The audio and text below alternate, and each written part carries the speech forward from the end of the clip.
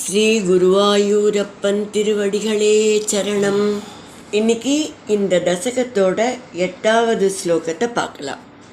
முதல்ல வார்த்தைகளை பிரித்து சொல்லலாம், பிறகு ஒவ்வொரு வரியும் சேர்த்து சொல்லலாம். அந்தர்ஜலம் ததனு சங்குல நக்ரசக்ரம். அந்தர்ஜலம் ததனு சங்குல நக்ரசக்ரம். பிராம்யத்திமிங்கிலகுலம் கலுஷோர்மிமாலம். பிராம்யத்திமிங்கிலகுலம் கலுஷோர்மிமாலம். ஆவிஸ்ய பீஷணரவேண ரசாதலஸ்தான். ஆவிஷ்ய பீஷணரவேண ரசாதலஸ்தான். ஆகம்பயன் வசுமதி மகவேஷயஸ்த்வம்.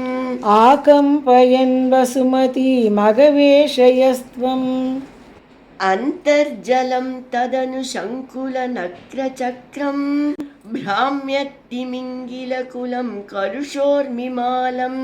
அந்தர்ஜலம் ததனு சங்குல நக்ரசக்ரம்.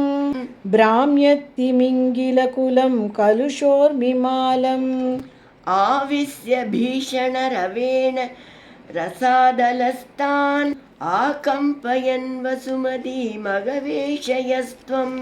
ஆவிஷ்ய பீஷணரவேண ரசாதலஸ்தான். ஆகம்பயன் வசுமதி மகவேஷயஸ்த்வம்.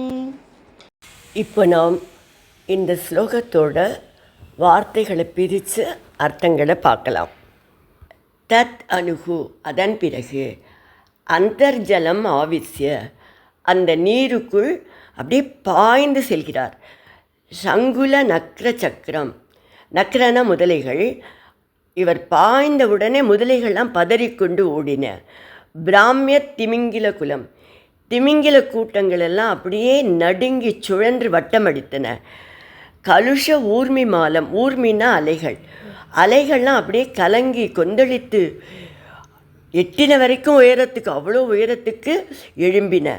பீஷண ரவேண, பயத்தை கொடுக்கக்கூடிய கர்ஜனையுடன், ரசாதலஸ்தான், ரசாதலத்தில் இருந்தவர்களை ஆக்கம்பயன் நடுங்க பண்ணிக்கொண்டு, துவம் வசுமதி, நீங்கள் நிலமகளை, பூமியை, அகவேஷய தேடினீர்கள்.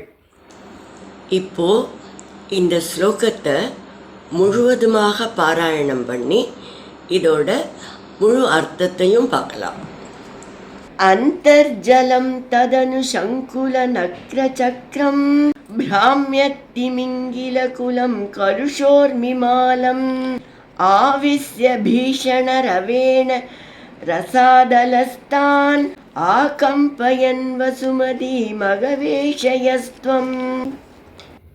இந்த ஸ்லோகத்தில் வராகரோட வலிமை, பலம், சக்தி எப்படி இருந்ததுன்னு பட்டதிரிகள் சொல்கிறார். அவர் நீருக்குள்ளே பாய்ந்ததும் முதலைகள் பதறிக்கொண்டு ஓடின. திமிலங்கில கூட்டங்கள் எல்லாம் பயந்து நடுங்கி சுழன்று பீதியோட அங்கும் இங்கும் வட்டமடித்தன. அலைகள்லாம் கலங்கி கொந்தளித்து மிகுந்த உயரத்துக்கு எழும்பின.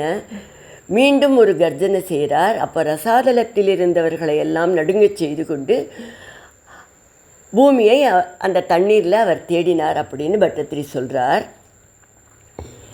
அதாவது இத்தனை பெரிய உருவம், இத்தனை பிரம்மாண்டமான வராகர், அவர் கோபத்தோட பாய்ந்தா அது எப்படி இருந்துதான் பாகவத்தில் என்ன சொல்லியிருக்குன்னா, ஒரு பெரிய மலை ஒன்று கடலுக்குள்ளே விழுந்ததுனால ஒரு கடல் பிளந்து போகிற மாதிரி அந்த மாதிரி இருந்தது. அதனால் இங்கே நம்ம பிளந்தது, சுழன்றன, சிதறின அப்படின்னெல்லாம் டிஸ்கிரிப்ஷன் கொடுக்கறது, அதாவது ரொம்ப புவர் டிஸ்கிரிப்ஷன்னு தான் சொல்லணும். ஏன்னா வார்த்தைகளுக்கு எட்டாத விதமாக அந்த காட்சி இருந்தது அப்படின்னு நம்ம புரிஞ்சுக்கணும்.